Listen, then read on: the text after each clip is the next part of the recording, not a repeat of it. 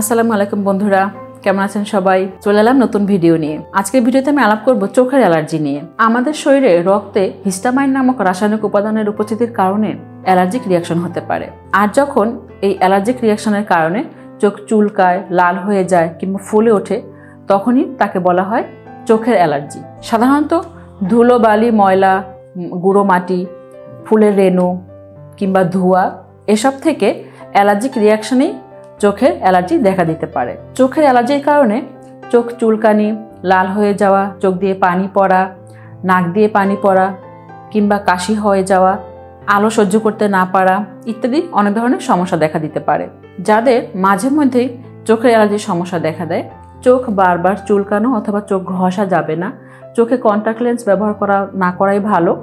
এছাড়া যাদের পোষা পাখি আছে, পশু পাখির সংস্পর্শে না আসাটাই সবচেয়ে বেটার। এছাড়া যাদের রোদে গেলেই চোখ লাল হয়ে যায় বা চুলকায়, তাদের অবশ্যই সানগ্লাস ব্যবহার করতে হবে।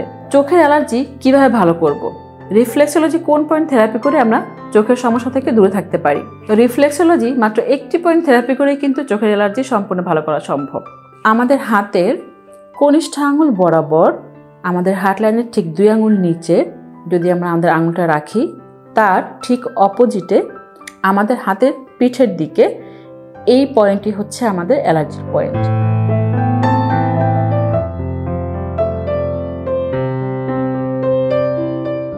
এই পয়েন্টটিতেও পাম্প করার মতো করে ধীরে ধীরে থেরাপি করতে হবে 50 থেকে 80 বার, দিনে 2 থেকে 3 বার। থেরাপির পাশাপাশি আর কি করলে আমাদের চোখের অ্যালার্জি থেকে আমরা মুক্তি পেতে পারি? 2-3টি টি ব্যাগ নিন এবং হালকা কুসুম গরম পানিতে 5-6 মিনিট ভিজিয়ে রাখুন।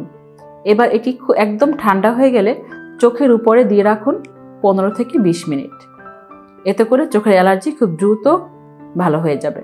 শসা, টমেটো এবং আলু কুচি করে একসাথে মিশিয়ে চোখের উপর দিয়ে রাখুন 15 থেকে 20 মিনিট।